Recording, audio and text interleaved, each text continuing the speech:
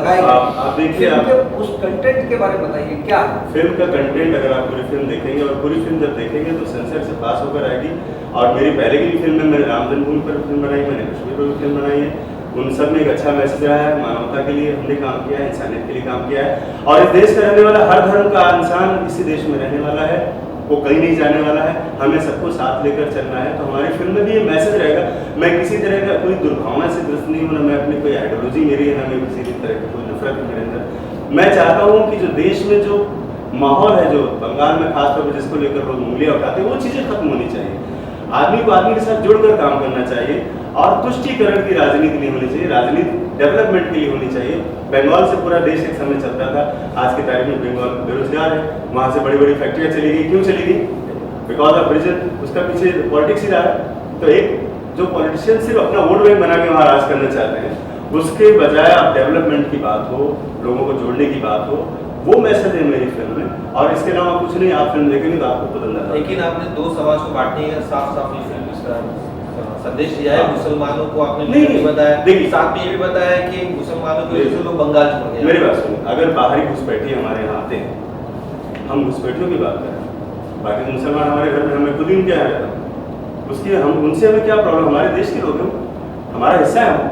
लेकिन बाहरी लोग जिन पर हमारा अपना है, हमारे देश के मुसलमानों को जो है, अगर बाहरी लोग मारेंगे तो उस पर हमें बात करनी चाहिए, और मैंने की।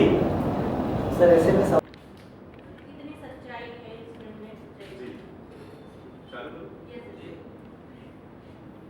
नमस्कार, मैं समझ मिश्रा फिल्म डायरेक्टर हूँ, लेखक हूँ, और पिछले 28-30 सालों से मुंबई में फिल्म से जुड़ा रहा हूँ।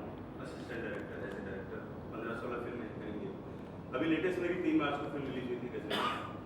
और जहाँ तक मैं दगारिया और वेस्ट बंगाल की बात करता हूँ, मैंने और वसीम रिजवी जी ने मिलकर इस फिल्म की प्लानिंग की 2 साल पहले से।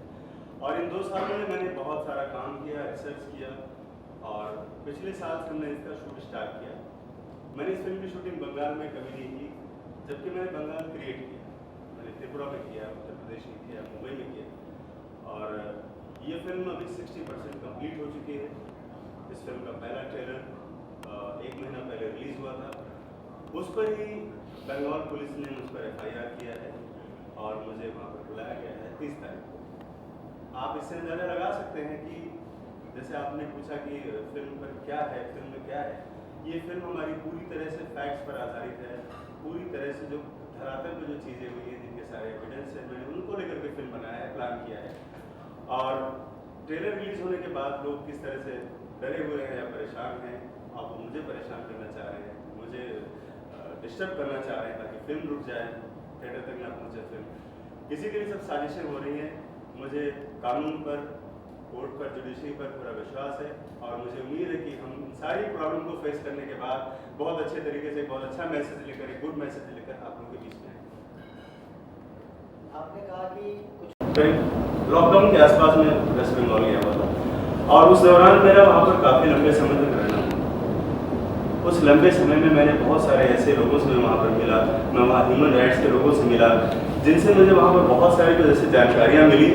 और मुझे लगा कि जो चीज़ें जिसके लिए ह्यूमन राइट्स फाइट करते हैं और लोग उसके लिए परेशान हैं, लोग जिन पर गवर्नमेंट वहाँ की नहीं सुनती है, ऐसे बहुत सारे वाक़यात और केस हैं जहाँ पर हमें काम करना चाहिए।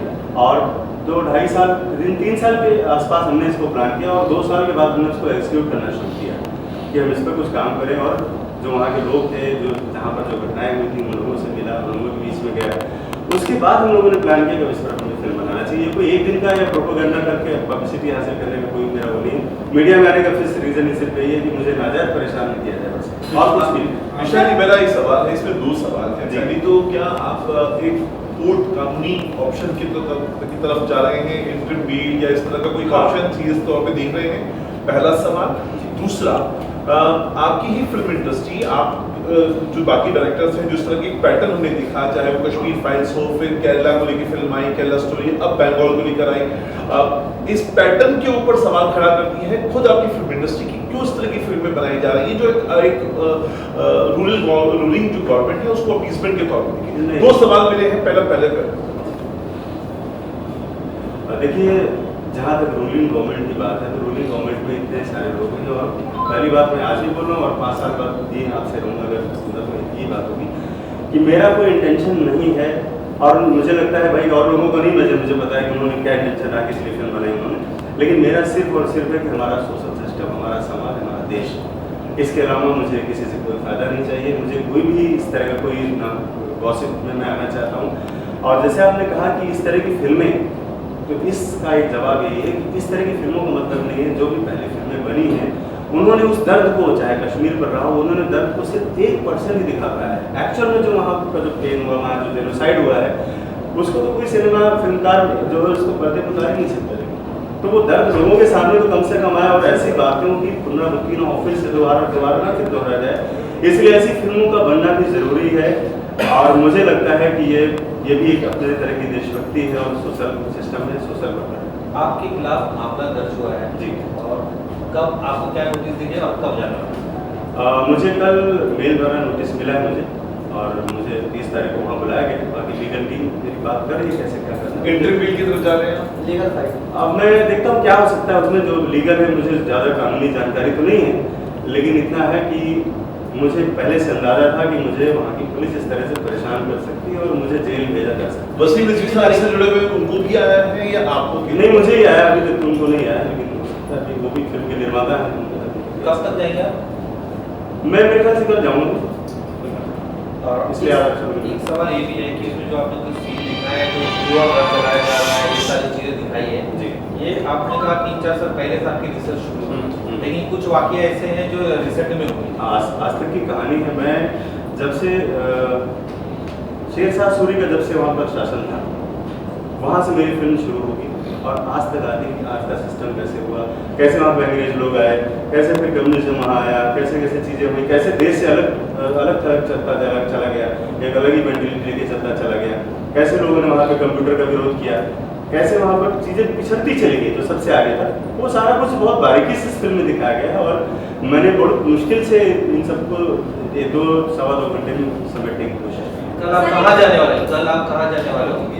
मैं वेस्ट बंगाल जा रहा हूँ। सर एक सवाल ये भी है, जितेंद्र नारायण जिस तरह ममता बनर्जी को टारगेट करते हुए बता रहे हैं कि सफेद साड़ी में बैठे एक आत्मा के रोल में हिंदुओं के लिए सामने आ रही है, इसके बारे में आप क्या कहना चाहेंगे? देखिए, वो ये फिल्म में ममता जी का पहली बात तो कोई रोल नहीं है इस फिल्म में, और क्योंकि मैं ममता जी पर कोई फिल्म बनाऊंगा तो मुझे उनसे परमिशन की जरूरत होगी। जहाँ तक जितेंद्र नारायण जी की बात है कि वो उसमें बिल है कि प्रेत आत्मा हो गई है, तो वो ममता दीदी के बारे में नहीं है। ममता दीदी का मतलब कोई कैरेक्टर भी हो सकता है फिल्म में। अब जब तक आप पूरी फिल्म नहीं देखेंगे तो आप, अब पुलिस है जिसके वही लोग होंगे, और पुलिस को ये चीज़ें क्रिमिनल लग रहा हूँ मैं, जैसे कोई टेररिस्ट हूँ या मैं कोई देशद्रोही हूँ। मैं राइटर हूँ, लिखता हूँ, समाज पर लिखता हूँ, देश के लिए लिखता हूँ, और मुझे नहीं लगता है कि जिस तरह से आपको मना किया जाए कि आप किसी का न्यूज़ मत कवर करो, इनको मत दिखाओ, आप तो लोकतंत्र का चौथा स्तंभ हो।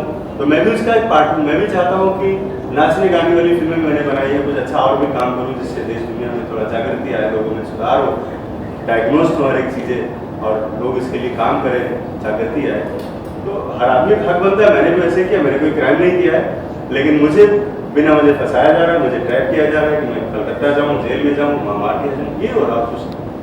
आपको लगता है कि आपको अगर बुलाया जाएगा और आप जाएंगे तो आपको अरेस्ट कर लिया जाएगा? हाँ, ऑफकोर्स मुझे अरेस्ट किया जाएगा, इसीलिए तो बुलाया गया है। मुझे वहाँ बिठाने के लिए नहीं बुलाएंगे वो लोग, और एक पूरी तैयारी है वहाँ के लोगों की, किस तरह से पनिशमेंट किया जाए मुझे। मैं अगर कोई क्रिमिनल हूँ, अगर कोर्ट मुझे कोई सजा देता है तो मैं उसके लिए तैयार हूँ हमेशा। अगर मैंने कोई गुनाह किया है तो उसके लिए मैं रेडी हूँ, लेकिन कानून का दुरुपयोग ना होने पाए, इसलिए आज आप लोगों के सामने हूँ कि अगर किसी तरह कोई मिस किया है, मेरे साथ जेल में होता है, तो आपको लोगों को ये ना बताना पड़े कि आखिर इसके साथ क्या हुआ। ये चीजें आपके सामने हैं। आप सर ये फिल्म का दिया गया है, आपने बंगाल फिल्म की फिल्म का रिलीज क्यों रिलीज किया? ट्रेलर तो आप जाहिर सी बात है लोगों तक पहुंचाने के लिए अपनी बात रिलीज होती है, ट्रेलर रिलीज करने का। बंगाल विरोधी फिल्म है ना ये? बंगाल विरोधी की बात नहीं है, बंगाल भी मेरा ही है, बंगाल भी देश का हिस्सा है, और वह भी बंगाल को मैंने बंगाल में बहुत सारा समय दिया। मैं दुश्मन थोड़े वहाँ का हूँ, मैं समाज पर काम कर रहा हूँ, वहाँ के सोशल सिस्टम पर काम कर रहा हूँ कि लोगों को कैसे डिवाइड एंड रूल किया जा रहा है, मैं उस पर काम कर रहा हूँ। क्या बीजेपी के पक्ष में? कभी नहीं, मैं किसी पार्टी का हूँ नहीं, और ना मैं कोई आइडियोलॉजी मेरी है, ना मैं किसी को अपनी विचारधारा थोपना चाहता हूँ। हाँ, लेकिन जो देश में पार्टी है, जो देश के प्रधानमंत्री हैं, गृह मंत्री हैं, मैं उनसे जरूर चाहूँगा कि इन चीज़ों को संज्ञान में लिया जाए, ताकि फ्रीडम ऑफ स्पीच तो बची रहे। डेमोक्रेसी को बचाना भी बहुत ज़रूरी है। और ये देखो डेमोक्रेसी पर एक हमला है, एक तरह से देखा जाए कि इतनी बड़ी बड़ी घटनाएं हो जाती हैं, उनके FIR नहीं दर्ज होते। और मैंने एक फिल्म बनाई, उस पर मुझे कोर्ट में घसीटा जा रहा है, मुझे जेल भेजा जा रहा है। सर एक बात, ममता बनर्जी ने कुछ दिनों पहले जब केरल फिल्म को बैन किया था मंच से